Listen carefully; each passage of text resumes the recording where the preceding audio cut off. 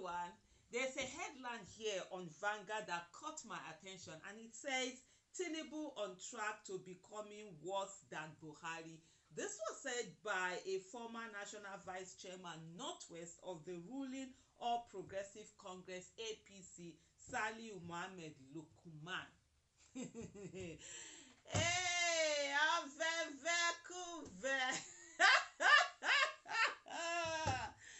hey, they say we go suffer. They don't know say all of us go suffer. All of us go gather here. Whether you're APC, PDP, Labour Party, you don't have any party, you talk, you don't talk. Everybody they hear am for body. But anyway, back to the baby. For me, the main thing is that Tinubu is not on the track of becoming worse than Buhari. Tinubu is already worse than Buhari. He did that in less than 1 year. Yesterday I saw a tweet from someone who was saying that he was apologizing to Buhari for calling Buhari nepotistic, for all the nepotism that he did while he was president, and because he has seen someone who is more nepotistic than Buhari, which is Tinubu. Although there are quite a number of people that said to him, look, yes, monsters are monsters. The fact that Tinubu has done worse than Buhari does not mean that Buhari did right, because that's the thing we always do in Nigeria. Someone will come in, and because he's worse than the other one, we begin to say, oh, that person's time is good. No, it wasn't good. The atrocities were there. Nepotism, yes, Buhari was. He did all of that nepotism. But anyway, let me come back to the main cocoa that is here. So Mr. Lukman has lamented the growing deterioration of governance in the country, saying each successive administration has become progressively worse than its predecessor. Honestly, that for me is one of the most heartbreaking things about Nigeria. And then the thing also is that the fact that instead of Nigerians to simply say that, look, this person is bad, it doesn't matter whether we are the same religion, we are the same tribe, we are brothers, sisters, whatever it is, bad is bad. But their supporters of each of these bad government will always try to defend this failed government that has given bad governance to every one of us, that has affected us, and then they keep using the subsequent ones that have failed more to say, yeah, things were good then. Oh, we were buying rice so amount, we were buying dollars so amount. It doesn't matter. What matters is that at that time, that was the worst of government that we've had, and we must go away. We must find a way of getting out of this cycle where we are always bringing the worst, the one that is worse than the predecessor now, yeah, than the predecessor. Lukman, however, lamented that in spite of this, there's no structured engagement regarding 2027 among leading opposition leaders like former Vice President Atiku Abubakar of the PDP, Mr. Peter Obi of Labour Party, and Engineer Rabiu Musa Kwankwaso of the New Nigeria People's Party. Well, that's what he thinks, but it might not be so. It's not enough to complain that Asiwaju Tinubu is bad without corresponding initiative to ensure that 2027 results in the defeat of APC at all levels. If APC is defeated in 2027, what is the guarantee that the new government to emerge post Tinubu will not be worse? The guarantee will be people who would understand they are their citizens, they are not slaves, they will occupy their office of the citizens and hold any government accountable. The guarantee will be, first of all, ensuring people that are voted in have competence, character, and capacity, and not just to voting people just for voting sake.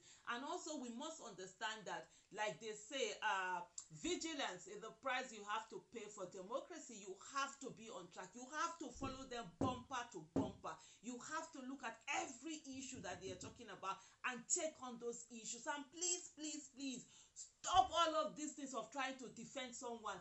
Whatever it is, however it is, let people face, the consequences of their action. Let people take on issues. Let people, criticize issues, and don't come and start telling people this, he's just there for 1 month. Now, it's not here up to 1 year. The last person did worse or whatever. And please, those who have failed us, don't try to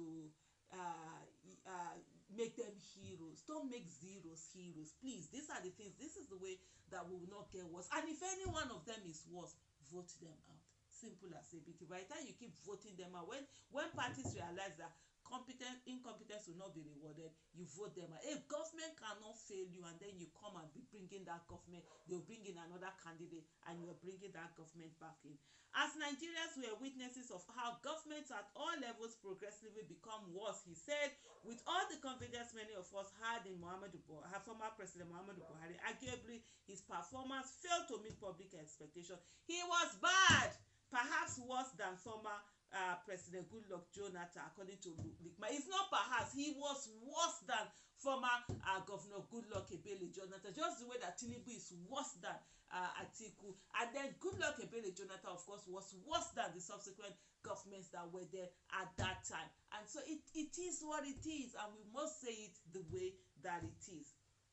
He said it has become necessary to draw the attention of the opposition political leaders in the country that their current carefree or unserious disposition could produce the disastrous outcome whereby Nigerians may be unable to change the government of Tinubu. This is gaslighting. This is, when they say gaslighting is going on, this is an APC chieftain coming out in the light of saying that, oh, there's bad governance, there's terrible this, but at the same time, he's subtly passing on the message that, oh, the way the opposition is going on, they can't unseat Tinubu. What this does is a mindset, sort of like mindset reset is conditioning. Mindset, let me put it that way, mindset conditioning, so that people begin to believe that, oh, Tinubu cannot be removed, so let's just leave it as anything. No way.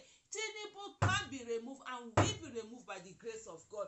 There's no election that is going to win again. If he like, well, let him put his sisters, brothers, his DSS, NIA, INEC, whatever it is. It is people that are manning those things. And if citizens do not allow it to happen, it will not happen. There's no corruption that happens without its citizens being participant of it.